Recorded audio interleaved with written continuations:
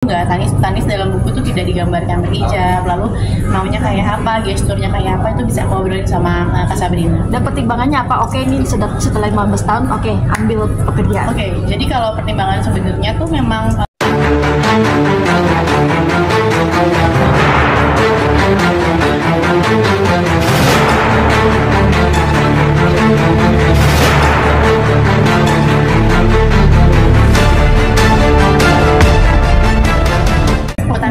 Tanis. Jadi di film Hong Sweet Home ini aku berperan sebagai Tanis. Jadi kalau cerita sebenarnya seluruh dari cerita ini tentang Kaluna, dan memang aku adalah sahabat dari Kaluna, di mana kita sahabat dari SMA sampai kerja di kantor bareng. Dan untuk karakter Tanis sendiri sebenarnya tidak begitu jauh beda sama aku. Jadi kayak seorang ibu yang sudah punya anak, yang memang tetap punya mimpi berkarir, tetap merasa bahwa perempuan tuh punya value, dan itu yang sering banget menjadi penyemangat untuk sahabatnya gitu. Pasti comeback setelah sekian lama 15 tahun ya? Iya. Ya, gimana rasanya atmosfer di tengah lokasi syuting? Oke, yang pasti sih kalau ngerasain 15 tahun sih kayak mulai dari awal lagi ya. Maksudnya itu ngerasa kayak syuting lagi dari nol, udah lupa tuh gimana caranya. Misalnya kayak ngafalinnya, terus kalau aku lebih deg-degan sama situasinya, karena memang kan kalau syuting tuh banyak banget orang di sekelilingnya gitu ya. Banyak kamera, banyak tim gitu kan. Dan film kan lebih besar lagi dari sinetron gitu ya. Persiapannya juga ya deg-degan banget pasti. Banyak nggak pede rasanya, tapi alhamdulillahnya sutradaranya Kak Sabrina bener-bener sangatlah bener-bener suportif banget, dan juga talkative banget. Jadi aku kayak, Kak, ini aku peran Tanis maunya yang kayak gimana, karena memang di dalam buku Hong Sweet Home sendiri tuh nggak ada tuh yang sebenarnya perempuannya berhijab tuh nggak. Tanis dalam buku tuh tidak digambarkan berhijab, lalu maunya kayak apa, gesturnya kayak apa, itu bisa aku obrolin sama Kak Sabrina. Dan pertimbangannya apa? Oke, ini setelah 15 tahun, oke, ambil pekerjaan. Oke, jadi kalau pertimbangan sebenarnya tuh memang aku fokus mau sama anak-anak dulu. Pasti yang lain juga teman-teman bikin tahu aku dari kemarin tuh kayak anak dulu selalu nomor satu anak-anak, dan memang di 2023 kan udah punya plan nih 2024. Nah, anakku yang paling kecil masuk ke kelas 1 SD. Jadi aku kayak, wah, anakku udah SD nih, dan SD kan sekarang pulangnya udah mulai siang sore. Kayaknya aku udah mulai nih bisa kembali bisa mewujudkan lagi lah mimpi-mimpi, rasa rindu aku sama acting. Dan memang film itu kan persiapannya berbeda, dan alhamdulillahnya ya nggak cuma punya plan ataupun doa, tapi juga terwujud sama Allah bahwa tiba-tiba di awal tahun aku ditawarin film Hong Sweet Home ini.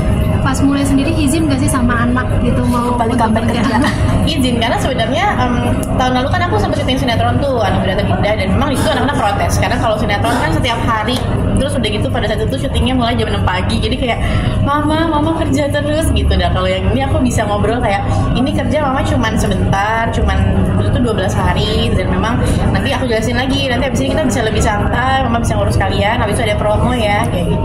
Dan memang alhamdulillahnya mereka dari kecil udah tahu sih mamanya kerjanya apa, karena sering dibawa. Kemarin juga sempet sih beberapa kali aku bawa syuting, tapi cuman lihat sebentar, karena memang aku nggak pernah mau anak-anak stay lama di lokasi syuting, mungkin karena aku menjaga bahasa-bahasanya mereka lah. Karena maksudnya dia di lokasi syuting pasti orang dewasa kan ngobrol santai, cuma kalau anak-anak aku lebih pengen mereka menikmati pertemanan seusianya mereka aja. Ini kan anak-anak udah mulai bisa protes dan kritis gitu ya. Artinya kedepannya akan mengambil job acting atau syuting tuh ya selektif gitu kan, maksudnya yang nggak tiap hari dan nggak pulang sampai tengah malam.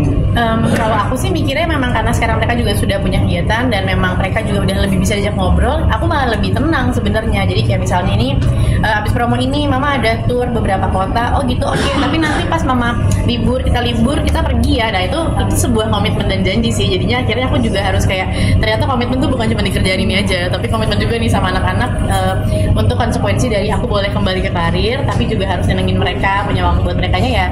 Akhirnya jadi lebih banyak waktu yang harus di-manage lagi sih gitu. Punya treatment khusus sih Kak dalam ngapalin skrip gitu? Apakah dengan lagu Kak atau dengan hal lainnya? Enggak sih, kalau ngapalin mungkin memang dari dulu kali ya, kan aku udah mulai syuting tuh dari 2006.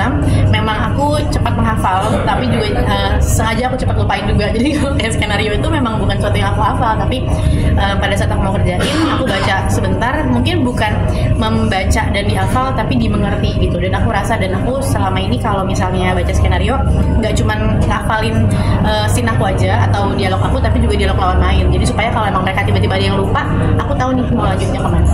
Kemarin kan sudah fokus di bisnis segala macam, terus sempat nyanyi juga sama band, terus sekarang di film sendiri. Tahun ini emang fokusnya seperti apa sih? Apa untuk acting film atau seperti apa? Ini sebenarnya kan kayak aku bilang, film tuh nggak sesuatu yang ini hadiah dari Tuhan gitu ya, penuh syukur. Aku nggak pernah punya planning atau mencari itu film ini. Jadi kalau yang emang masih stick jalan, itu sebenarnya bisa jalan terus. Kalau misalnya nyanyi, memang justru itu kan dakwah lewat lagu yang memang akan berjalan. Jadi ini selesai film pun aku juga memang udah persiapan buat rilis lagu baru. Aku juga mau launching buku ya. Emang intinya sebenarnya nggak bisa diam sih. Pengen aja berkegiatan, pengen berkreativitas terus gitu. Jadi entah itu mau film, buku ataupun lagu ya bakal tetap berjalan itu.